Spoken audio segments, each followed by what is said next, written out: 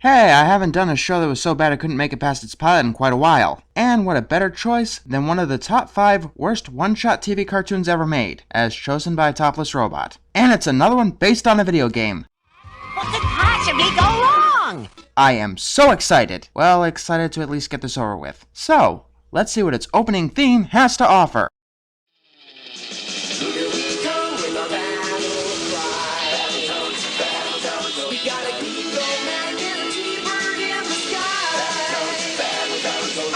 Oh no, not one of these. You know, those themes that just shout their name again and again, hoping that you'll get it.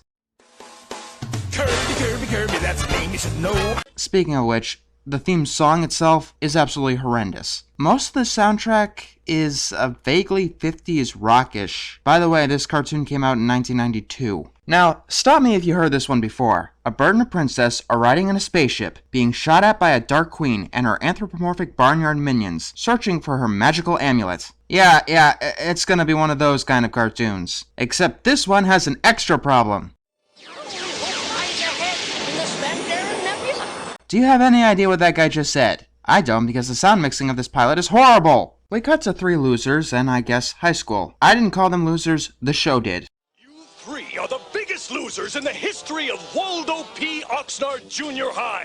See, the principal decides to split the 3 up because I guess the principal's an asshole. Then we see the 3 of them trying to join the other groups of the school, and massively failing. I mean, failing beyond the means of reality, because as stated, they're losers. Yeah, I already made a Vista joke in a previous review. Then we cut back to the princess, named Angelica. Yeah, sure. She and her bird friend find a potion that has the essence of the Battletoads. Of course, they have to leave quickly because the Dark Queen has found them. They decide that they need to find people to become Battletoads. And guess where?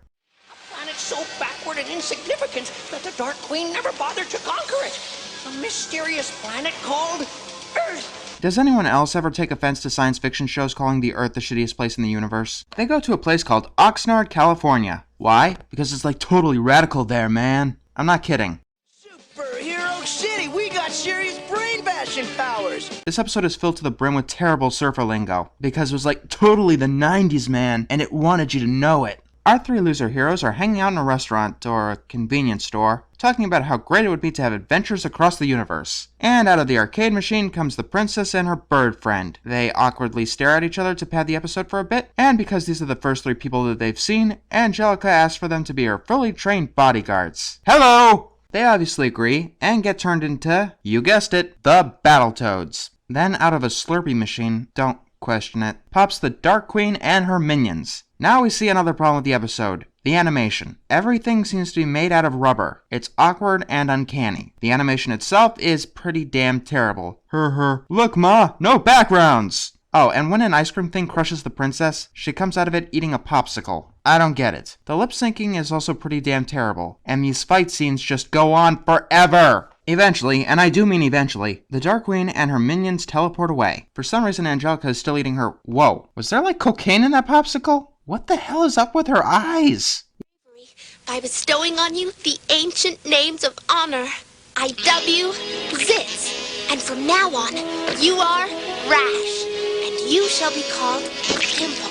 Yeah, I wonder what she calls her boyfriend. Wait, did she put that popsicle back in her mouth after touching 3 toads with it? She must be high. High as all hell. The Battletoads are able to turn back into humans using magic words that no one told them. And they're able to turn back into the Battletoads at will, also using magic words that no one told them. They hide the princess and the bird at a teacher's house, who is never mentioned before and will never be mentioned again. They also force the bird to fix their car, and force the princess to get a job as a waitress. The bird wants to get a job, but I don't think there are many good paying positions open for alien talking birds.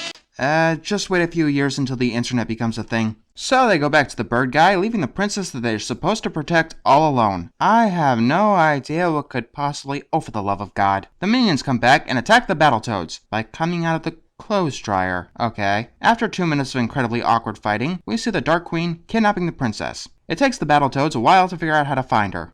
Rescuer without a teleporter. This heap won't even make it around the block. Oh, by the way, notice how much dialogue is said while the camera focuses on someone else?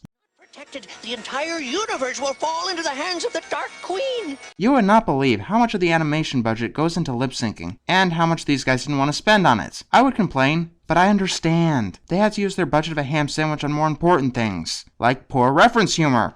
I've made some modifications. Besides, where we're going, we don't need tigers. Ha! They make it to the Dark Queen's lair, because I know exactly where to find it. That kinda looks like, I think the Queen might be trying to tell us something. So they go inside, play a video game level, herp-de-derp-de-doo, and come across the Dark Queen trying to kill the princess. And then we have, guess what? Another fucking fight scene! Fight scenes don't work if your characters are made out of rubber, you play these weird sound effects, and refuse to show any impacts. Eventually, the Battletoads blow up the generator, and that destroys Johnson Castle. They get out of there, and just when you think that the episode is over, you realize that we got about 5 minutes to go.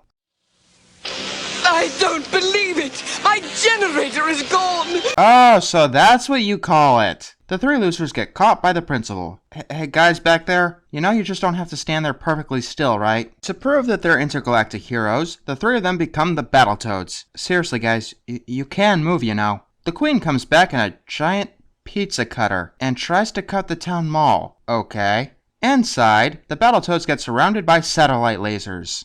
They're a thing now, don't question it. And then the Queen orders them to fire. Her bull sidekick general henchman thingy tells her not to, because when they do, it causes the pizza cutter ship to explode. Okay, 1, why didn't you install lasers on the outside of your ship? I mean, you had them in the beginning of the episode. Secondly, if that bull guy knew that she was about to do something so incredibly stupid, why didn't he stop her earlier? The Battletoads get out of the pizza cutter ship as it gets exploded. The principal apologizes, and the Battletoads introduce their new friends. Then we get the beginning. Weird, these things usually have a to be continued, but whatever. Oddly enough, the beginning was also the end, because this shit was horrible. First of all, the plot was incoherent nonsense, the art was abysmal, lackluster, and took as many shortcuts as possible, and the voice acting wasn't much better. Yeah, it's probably one of the worst cartoon pilots ever made. Not as bad as Bubsy or the Groovenians, but not much better.